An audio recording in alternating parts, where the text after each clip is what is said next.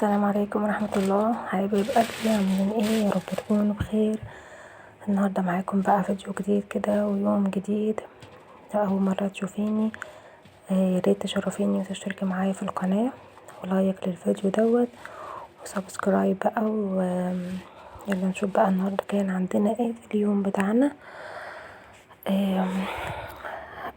كان طبعا بعد بعد الظهر، بعد ما جبت توتي من المدرسة وكده، فنزلت كان عندي شوية حاجات ناقصاني كده وجبت كيلو وربع طماطم جبته ب10 جنيه. عذرا بنات. والكوسة كان الكيلو ب5، بس تحس ان ما شاء الله فيها بركة كده.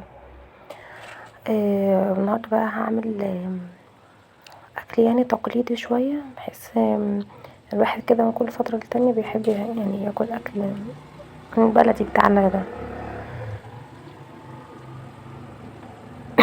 فالمهم جبت كده فرخة، بس كانت كبيرة شوية فقسمتها مرتين لان هي كانت هتبقى كتيرة علينا، فكمان مش بحب الفراخ البايتة، فقلت لا حرام. قسمتها بقى نصين وعملت نص وشلت النص التاني، تبلته ببصل وفلفل وحطيته في الفريزر. وده بقى النص اللي احنا كنا هجهزه النهارده. كنت الصراحة محتارة اعملها صينية ببطاطس كده بخضار، ولا اني اعملها شوربة وكده. فقلت الشوربة برضو كويسة وكده، فقلت اعمل شوربة، محتاجة شوربة، فقلت هعملها على شوربة. فقعدت بقى اشوحها كده شوية.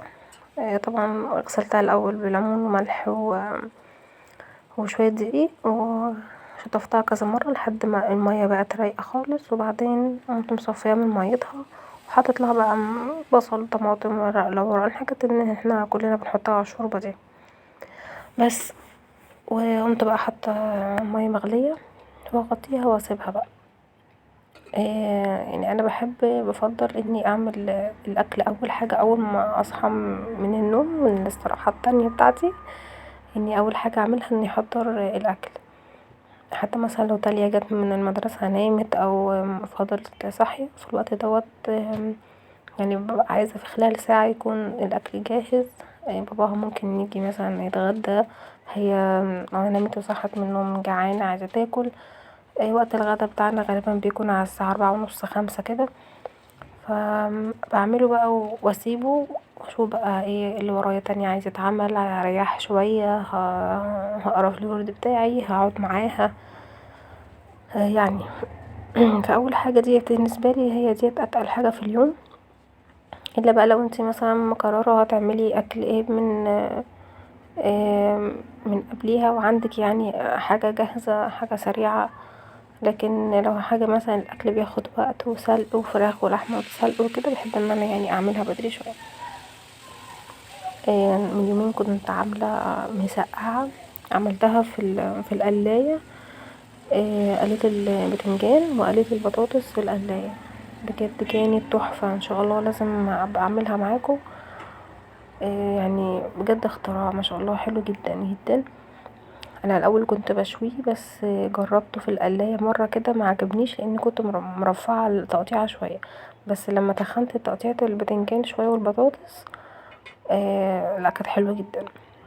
فزي ما شفتوا كده معايا قمت بقى عملت رز بشعرية. طبعا كلنا شطورين وبنعرف نعمل الرز ازاي. اول ما يبدأ بقى المية تغلي كده هبدأ ان انا اهدي عليه. فهنا جبت بقى بطاطستين كده من طول دولت وكام كوساية كده، وقلت بقى هعمل صينية كده ني في ني. الاكل الني في ني والله خفيف ومبياخدش وقت، الواحد بقى بيحس ان هو عايز ينجز الاكل بحيث يوفر على نفسه خطوات بقدر الامكان. عشان كده بدأت ان انا اتجه فعلا للتفريزات. الصراحة موضوع التفريزات انا اخدته من مدام آلاء آلاء عامر كيتشن. ما شاء الله عليها في التفريزات مفيش بعد كده. يعني اخدت منها الصراحة النقطة دية ولقيتها فعلا يعني اليوم اللي بقوم وعارفة ان انا هطلع حاجة مثلا قبل ما انام وهعملها الصبح مش عارفة قد ايه ببقى يعني حاسة ان في كده حمل كده انزاح من عليا كأني وفرت مثلا مجهود نص يومي مش عارفة ليه واحساس نفسي وفي نفس الوقت برضه بيوفر معاكي وقت ومجهود جدا فدلوقتي فعلا اتجهت ان لازم يكون عندي يعني حاجتين او 3 موجودين في الفريزر جاهزين حد بقى جايلك كده يعني انتي تعبانة النهارده المهم بقى ايه قلت هعمل الخضار كده بتاعي ني في ني مش عايزة اضرب بقى صلصة وتسبيكة وكده هعمل اقطعه كده زي ما انتوا شايفين كله ني في ني بس الحاجة الوحيدة اللي هتاخد تشويحة في الاول هي البصلاية هقطعها كده صغير معاكم وهنشوحها بس كده بمعلقة زيت او سمنة وبعدين هبدأ ان انا اشوح الخضار كله وهدي بقى عليه خالص واسيبه يعني ايه يستوي في المية اللي هينزلها الطماطم هتنزل مية والبصل والكوسة كمان بتنزل مية يعني بحيث ان هي تكون متسبكة في نفسها كده ولما تبدأ ان هي يعني المية تقل شوية ابدأي بقى زوديلها مثلا معلقتين شوربة ولا حاجة مغرفتين شوربة وبرضه كل ده على الهادي يعني عايزة اقولكوا بجد الاكل ما شاء الله ما خدش معايا نص ساعة بس عشان كان الحوض كان عندي مليان مواعين كنت عايزة ارصها في الغسالة وعايزة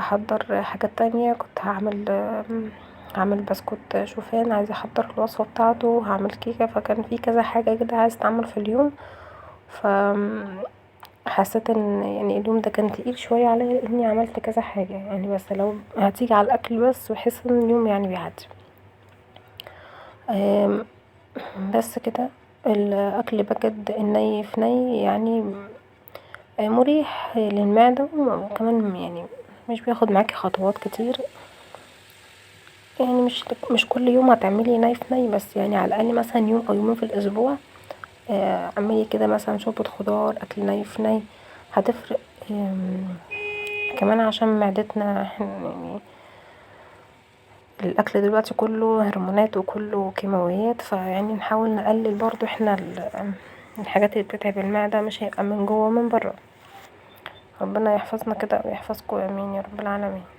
ف زي ما شفتوا كده قعدت بقى اشوح فيه انا بقالي فترة الصراحة يعني بتجه ان انا بقى اقلل مجهود شوية في المطبخ وكده تعبت فجأة انتي اللي وراكي هتعمليه يعني محدش هيعمل مثلا الحاجات تنظيف الترويق الكبير بتاع الشقة والكلام دوت هتجيبي حد يساعدك بس في حاجات انتي لازم تعمليها بنفسك الاكل الترويق اليومي اللي هي تنشير الغسيل الحاجات دي انتي كده كده لازم انتي اللي هتعمليها ف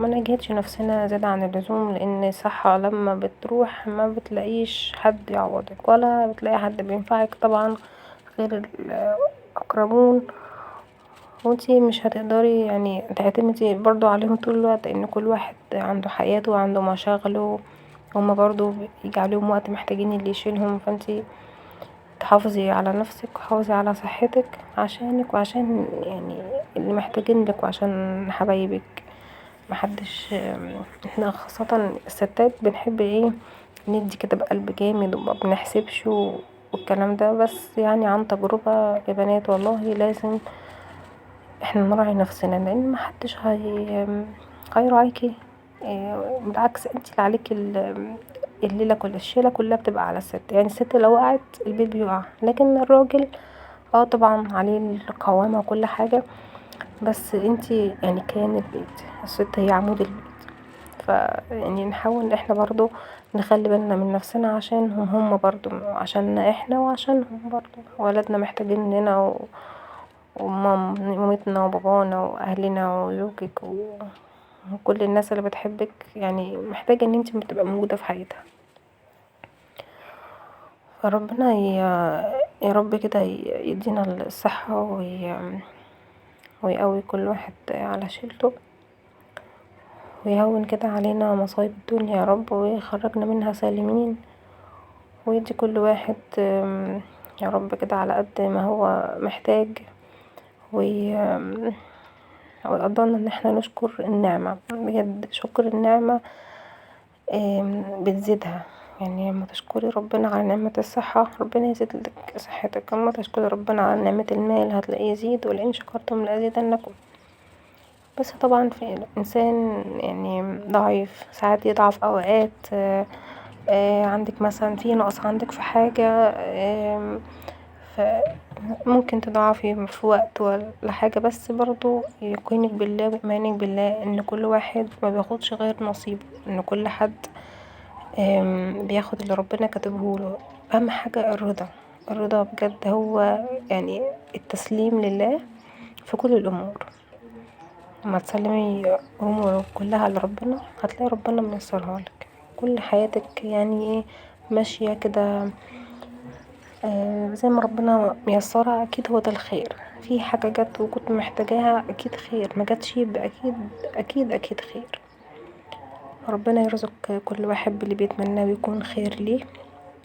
المهم بقى انا طولت عليكم، قعدت بقى افضي كدا الحاجات اللي كنت جايبه كدا شوية خزين وقلت بقى افضيه. توتي بتحب اوي الحاجات اللي هي بتاعة الكورن فليكس والحاجات دي، فانا بجيبها من فتح الله، لان انتوا طبعا عارفين اسعار التميس والحاجات ديت يعني خلاص لمن استطاع عليه سبيل يعني، فاستغنيت عنهم خالص، والحاجات دي هي نفس الطعم بالظبط وهي نفسها مفيش اي فرق، فبجيبها صراحة من فتح الله بسعر كويس.